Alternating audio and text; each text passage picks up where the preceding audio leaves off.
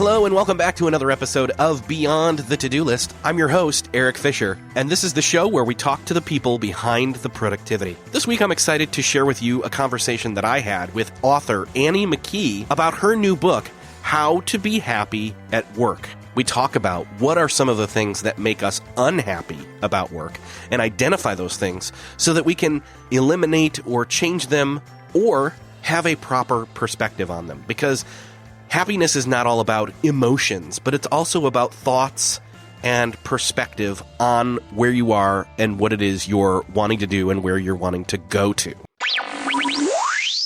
Well, this week it is my privilege to welcome Annie Mckee to the show. Welcome to the show, Annie. Thanks, Eric. Glad to be here. I want to give you a kudos for the fact that you did not add a subtitle to your book. And most books these days are title and then 2 to 3 or 4 sentences about what the book is really about because the title isn't that great. But you have a great title, How to Be Happy at Work. Thank you. It was actually the working title, and then we all agreed, hey, that's it. So happy at work. I don't get it. Like, isn't work supposed to be work? Like, why should we even have the option of thinking that we can be happy at work? It's true, Eric. That's such a good question. There's an old myth that says work has to be grueling and hard and unpleasant. And I don't know if that myth was ever valid or true or useful, but it surely isn't now when so many of us spend, 8, 9, 10 hours a day at work. And then we get home and we reach into our pocket and we pull out our phone and we start email, and if we're going to be miserable for a third of our waking lives or a third of our adult lives, even what's that when it comes to a good life? That's not a good life. Even in the way that we talk about work, we're kind of intuitively implying that it can't be enjoyable because we've maybe believed some myth that, or we're exhibiting symptoms of our own unhappiness. It's so true. Have you ever noticed how much complaining there is in the workplace? No, not at all. Yeah, exactly. I mean, it's everywhere. It's everywhere. And I think sometimes we don't even feel like complaining at work. We're having fun. We're having a good day. And we join in the conversation. It's somehow the thing to do, to complain about the boss or the company or our jobs or what we're being asked to do, even when we don't feel like it. And I think it's time to just stop. We don't need to be part of those conversations, and we don't need to be unhappy at work. Eric, I came to study this sort of an indirect way. Most of my work has been about leadership and emotional intelligence and helping leaders, be more productive themselves, but also create cultures where people can be and do their best. And I realized after some years of supporting leaders to build those kind of cultures that we were missing something. And I started to do some more research, rereading interviews we'd done with people and that sort of thing. And it occurred to me that, in fact, we had missed something. People were telling us in these studies we did as clear as day that they wanted to be happy at work. They were tired of being miserable. They were tired of being bored. And they were telling us they felt that they were more effective and more productive when they were happy. So I really dug into it and tried to figure out, okay, what is happiness at work and how do we get there? Yeah. And to be clear, and maybe let me follow it up with a second question here. But first off, to be clear, we're not just saying, hey, you feel happy, you feel like being in a good mood. In other words, like every time you go to your job, whether that's at home or you work remotely or you work in an office or whatever it is you're doing, like it ultimately, is it realistic that we should expect to be happy 100% of the time? I don't think so. No. I mean, life isn't perfect. It never will be. And we're not going to feel good 100% of the time or even feel happy 100% of the time. It's just not possible. Things happen in life. Things happen at work that make us sad or upset or angry. That's just life. But I think we've got a long way to go before we get anywhere close to that 100% in the workplace. And you've probably seen the Gallup statistics about engagement. And year after year, their studies show that 2/3 of us are either neutral about work, which means we kind of don't care and we're bored, or actively disengaged, which means we're sabotaging ourselves and others. That's just unacceptable. Yeah, because those are two of the options. The third one is to actually actively approach trying to be happy at work. And again, when we say happy, we're not just saying, good, fluffy feelings of pleasantness or whatever. Like, in fact, let's go there. Like, what is your definition of what happiness is? Yeah, that's a great question too, Eric. And I think what you just said is really important. Being happy isn't just about feeling good. It's not just about emotion. That's a part of it. When we're happy, we do tend to feel, fulfilled and we feel good, right? But that's only part of it.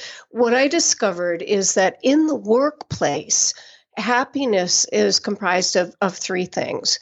One, a sense of purpose, the belief that what we're doing is meaningful and that we're making a positive difference, that we're having impact on something or someone we care about. So that's number one. Number two, a sense of optimism and hope about our personal future, not just the organizational vision or the organization's future, but where we're going and how work fits into that bigger picture of a vision for our personal lives too. So that's number two, hope. And number three, friendships. Good, solid, warm, trusting relationships, people that we can count on, knowing people count on us. That's what I've discovered adds up to happiness in the workplace. And when those things are in place, we do feel good. We tend to be more effective, more productive. We get more done. And frankly, our brains work better. And I think that those three things that you just said, let's see, the purpose and hope and even friends, are things that maybe we, up till this point in our lives, have maybe, perpetuated by TV shows like The Office, etc. We believe a myth that those three things can't exist in a day job. A day job is just something you go do so that you can pay your bills. Yeah, you bring up the television show The Office, and for any of our listeners who have seen it, it's hilarious. And the reason it's hilarious is because it was an extreme case of what we've all experienced. A clueless boss, a down, dejected culture, and we've all experienced it. So it's kind of funny. And unfortunately, we have accepted that as the norm, and I don't believe we need to. And there are things that we can do individually and collectively to move ourselves closer to fulfillment at work. And why not try? Yeah. So in relation to those things, what do you think are the keys to changing our perspective on the possibility that we can be happy in our career or our job, regardless of what position we're in? I think the first thing we need to do to move closer to happiness in the workplace is to give up these old myths that tell us we can't be or we don't deserve to be happy at work, or that it's just a job and we should be happy we're getting a paycheck. We've got to let go of those old beliefs. They don't serve us well, especially in today's world where the boundaries between work and life really are blurred, and we can work quite a lot, and as I said earlier, we really don't want to be in a situation where we're unhappy a third of our adult lives. That's just ridiculous. So number one, give up the old myths.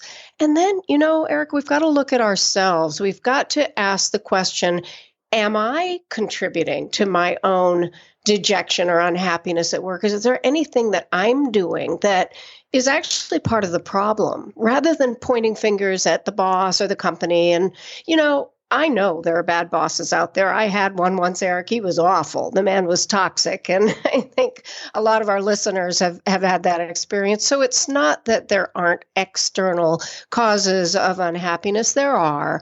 But there are also things that come from inside us. And I call them happiness traps. These are things that we do to ourselves. I'll give you an example. Overwork. We work too much. We can't be happy at work if work is all we do. And it's so easy to work all the time, especially if we're in, professional jobs where it's hard to turn off. You get home, you want to have a conversation with your kids, and before you know it, you're grabbing the phone and it's sliding closer to your dinner point, and you just think you'll do one more email, and before you know it, you haven't heard a word your kids said. And I'm seeing this as a real epidemic in the workplace. And you know what? We do it to ourselves for a lot of kind of strange reasons. First of all, it's seductive, Second of all, there's kind of a sense of keeping up with the Joneses. Well, everybody's working like that, so I better too, or somehow I'm going to be thought less of. And then there's this just kind of macho, hey, you know what? I can take it. And that goes along with, yeah, I only need 4 hours of sleep every night. Well, that's not true. You need 8. And overwork is a happiness trap that we do to ourselves. And it takes a lot of self-awareness to figure out why we're doing it, and then self-control to stop. Yeah, we don't, because over time, I mean, this was ultimately the overwork trap was something that existed pre-smartphone, but boy, did that smartphone catalyze it, like dropping Mentos into a can of, or a bottle of Pepsi or something, right? That's exactly right. Fill up that bottle of soda with more sugar. You're so right. I think Ariana Huffington calls our devices the snake in the Garden of Eden, Oh, wow. Yeah. Right. And I love technology. I love gadgets and that sort of thing. So I don't have anything against it, but it really is important that we learn how to control ourselves and manage our devices rather than let them manage us.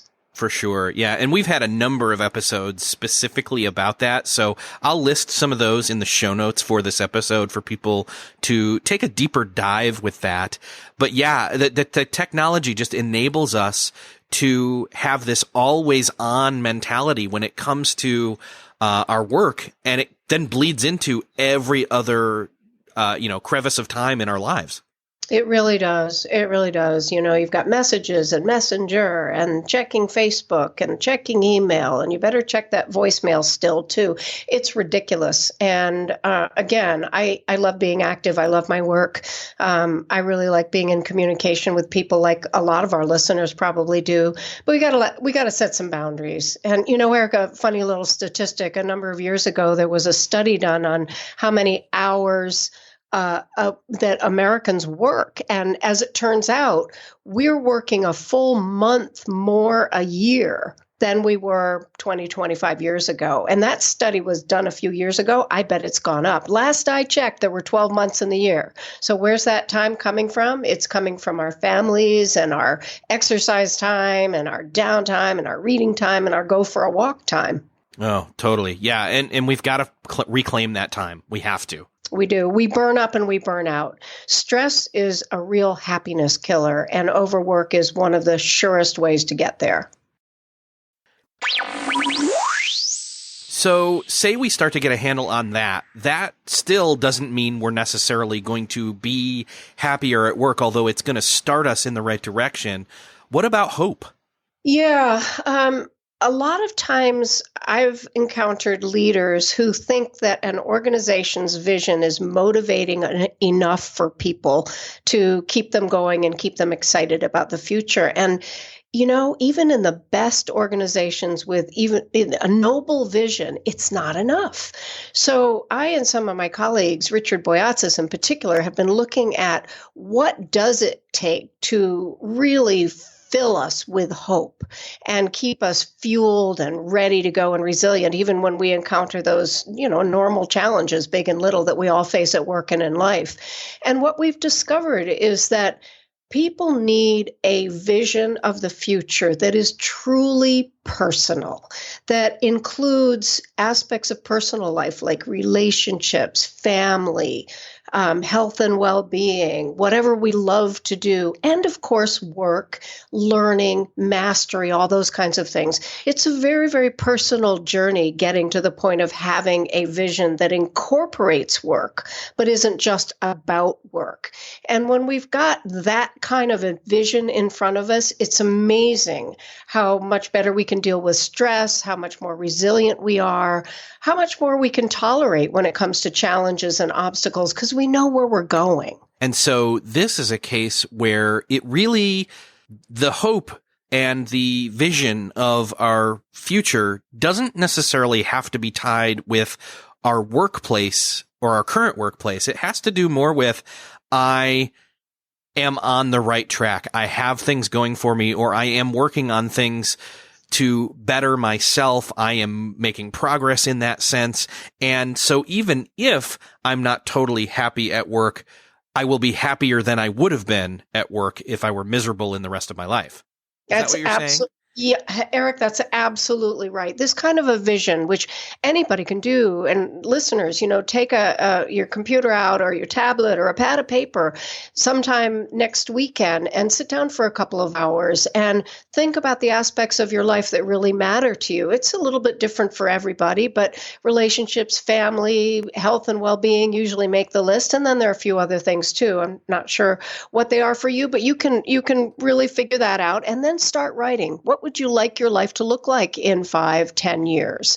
And pretend you're there already and just write what a normal day's like. And sure, work's going to be there. Most of us really do love our work and we want to be fulfilled with our work. And writing a vision like that, or thinking about it, reflecting on it, is going to, frankly, feel good. And the intentions that you actually put out there are going to help you start to plan, start to think about what you can do to get there, which of course is also part of hope. We can't just have that vision. We've got to have plans too. Now, for those of us who work in an organization and the people that are in the leadership of the organization, they may think, well, no, it's wonderful to work here because we do have hope and we have a mission here, a larger mission here at the organization, whatever that may be. But again, that may not be communicated as frequently or as concretely or succinctly as it needs to be, and or given all the amount of buy-in that needs to happen. So you can't really just say, no, I'm going to be happy because my workplace allows me to. Right? Yeah, no, it's true. And the higher you go in the organization, the farther you are away from the day-to-day reality of most people in your company. And that's for sure. We call it CEO disease, and you don't have to be a CEO to get that particular illness. So no, assuming that the organization's vision is motivating people is a big mistake. The best leaders, however, are really good at, first of all, crafting a vision collectively. Nobody does this by themselves. Crafting a vision that people can own, crafting a vision of the future that is truly compelling, that hits people's values in a way that makes them feel good and fulfilled as they move toward that vision, so that the work aspect of their personal vision is really motivating. That's from the leadership angle of it, in terms of, what? Someone's listening to this and they say, I don't want to have CEO disease. I want to be a great leader, and that's great towards helping them create a workplace of happiness where people are fulfilled and they are energized and they don't dread going to their day job. But what about the people that work there that maybe want to, that have caught a glimpse of that possibility of, no, you know what? I think I can be happy here, wherever that here is for them. How do they start to interject these ideas into their workplace, maybe on the level they're at, and or sending those vibes up into the leadership, Mm-hmm. Yeah. Good question. It's really hard to change a whole organization, change a culture, change the way things are done, even if you're at the tippy top of the company. And it can be done, but it takes time. It takes a lot of time and a lot of effort. And I've seen it done, and seen it done well. What we can all do, however, is shine a light around us. We can create a micro environment around us that is ripe with hope, where people feel that they can be themselves, that they're not trapped by the shoulds of life and work that really do get in the way of authentic communication. We can create an environment where people can share their values in a way that really supports good relationships and good work. every single person can do that. And that light, if you're managing people, sure, shine that light on your team. If you're not managing people, you can shine that light on your colleagues. And you know what? You can even reflect it upwards. And sometimes it's going to actually work in that direction as well. Well, and this is where the friends thing kind of comes in, at least to play some part in that, is your coworkers, having good relationships with them. To go back to The Office, like anybody who watched that long term, like, yeah, there was a lot of bad business practices going on there. One of the things that I always got out of that show was this heart that would constantly come up, that these people that you're working with day in, day out are real people just like you. And even though this was a TV fictionalized character ensemble cast, but they became family over time. That's exactly right. And there's another myth we need to get rid of, and that's the myth that goes something like this. You can't be friends with the people at work. And that, well, first of all, we do have friends at work. It's just silly, we do. And in the best of cases, we have several friends at work. And in the worst of cases, we've got enemies or toxic people around us. And that really, truly doesn't help us be our best in the workplace or anywhere else. But what does it mean to be friends at work? I did a lot of reading on this. And what I discovered is there are a couple of things that we all need at work, just as we need them in life. And they're very, very basic, kind of primal things that all human beings need. One of these is a sense of belonging. We need to feel that we are accepted for who we are, that we're valued for who we are. We need to feel that we're with people whom we respect, and that respect is reflected back to us. We need to feel that we're trusted and that we can trust others to get things done together, that we're heading for the same goals in the workplace, and that we're going to help each other along the way. So the number one is a feeling of belonging. And in the best teams, the strongest teams, that is palpable. It's a really powerful force that draws out the best in people, draws out generosity. It makes work fun. The other thing that we need, and this is a word that you don't often hear when we talk about business, we need love. We need companionate love, as my colleague Sigal Barsad writes about in some of her pieces. She's at the Wharton School. Companionate love. That's the kind of love that you feel in a friendship, that you have in a friendship, where there's some warmth, there's some caring, that we go beyond the tasks and get to know people a little bit better. And, Eric, it doesn't mean that we have to go on vacation with our coworkers or take our boss out to dinner or, even frankly have lunch with people. Not everybody likes to do those sorts of things. And that is not at all what friendships at work require. What friendships at work require is the willingness to see people for who they are and to find something in them to care about. And I think it's really important to note that we are all real people. And, the worst saying that I've ever heard in business is, it's not personal. This is just business. Everything's personal when you put two people together. Oh, yes, exactly. And that's the thing is, even when most times when you hear that saying, it has to do with it coming on the heels of somebody just feeling like something got personal. Well, it already was. Like whatever it was that brought up the it's not personal, it's business phrase obviously was taken personally by one party or the other because of a lack of respect in the relationship or other, downsides to treating people like just coworkers. Yep, like just coworkers, or worse yet, like machines who have no feelings. Yeah, and that's kind of the key there. So, I mean, I kind of think of it as family. I think of it as, there are members of my family extended in all directions where it's like, do I want to spend tons of time with them? No. But do I want to be involved with their lives? Yeah. And you know what? If I lived closer to them or, in other words, if I'm spending as much time with those people that matter, because they're in a workplace of mine, I probably should care at least enough about them to at least at minimum, have a healthy relationship to get along with them and work well with them, right? That's exactly right. And friendships at work can be built around the work.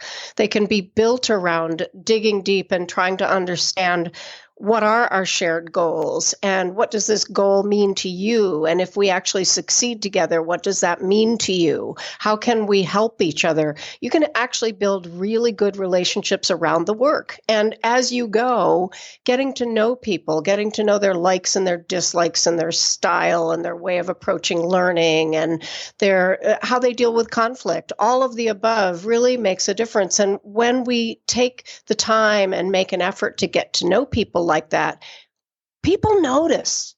People notice, and it really does fill that relationship with a sense of we can do this together, and you respect me, so I'm going to respect you. You trust me, I'm going to trust you, and then we can get work done together. This can be complicated even more so if you do work remotely, like I do. In your studies, how have you found building relationships in teams that are digitally connected working out? Yeah, I work at home a lot too, Eric, so I'm very familiar with this. And, oddly enough, there hasn't been enough scholarly research about virtual work relationships yet. We need more. What is out there is pretty consistent in saying that these relationships are relationships, number one. They are relationships, and they need trust in order for the relationships to do what they're supposed to do, which is to get things done, right? And what I've discovered is that it takes a little bit of effort and a little bit of time to build relationships, probably more time than if we're in the same building and bumping into each other in the hallway.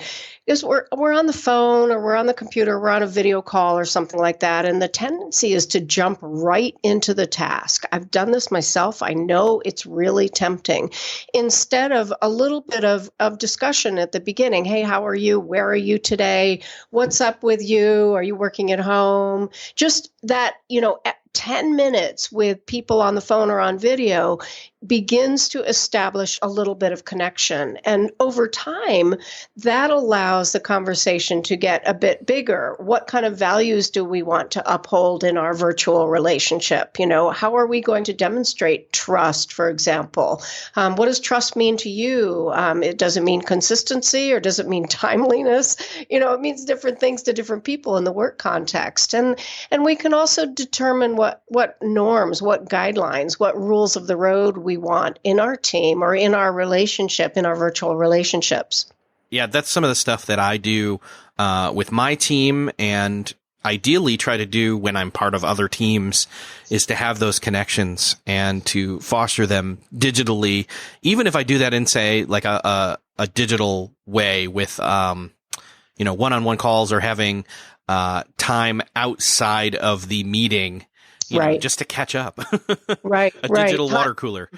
Yep. Digital water cooler, time outside of the meeting. It's all good. And even in the meeting, one tip for our listeners, institute what I call a check-in at the beginning of a meeting, whether it's just two people or 5 or 6 or 8. Everybody just goes around and in 60 seconds just sort of downloads what's going on for me today. Well, I'm working at home and the dog's going to bark.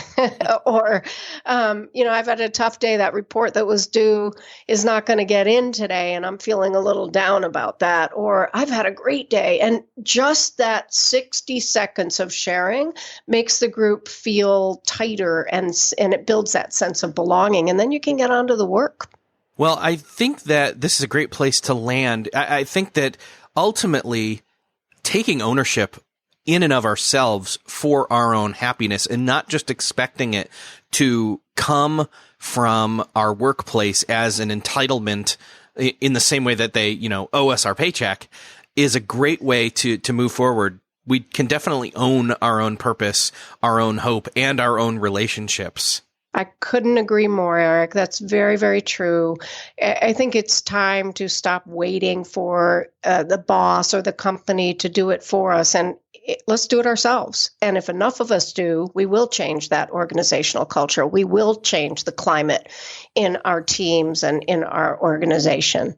Definitely. So I want to make sure that everybody can get a copy of your book, How to Be Happy at Work, by Annie Mckee. Annie, thank you so much for being here and talking with us. I'll link this all up in the show notes. And what are you going to work on next? Oh, that's a great question, Eric. Well, first of all, thank you. This has been a lot of fun. I think what I'm going to work on next is getting even more concrete about how people can really find purpose in the workplace, can build hope, and can create the best relationships they possibly can.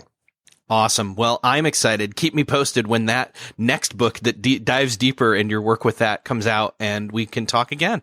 Thank you, Eric. So what do you think? Can you be happy at work? I think you can. I think it's a matter of perspective. It's also a matter of knowing the circumstances and taking ownership of your role in those responsibilities, those actions, those expectations that you have or that others have of you. Make sure to check out Annie Mckee's book. You can find the link for that in the show notes. And thanks again to you, the listener, for listening. I've been receiving awesome emails from so many of you saying how much you've appreciated the shows that I've been doing recently. Thank you so much. That's really helpful to me to hear that. Thanks again for listening. I really appreciate it, and I will see you next episode.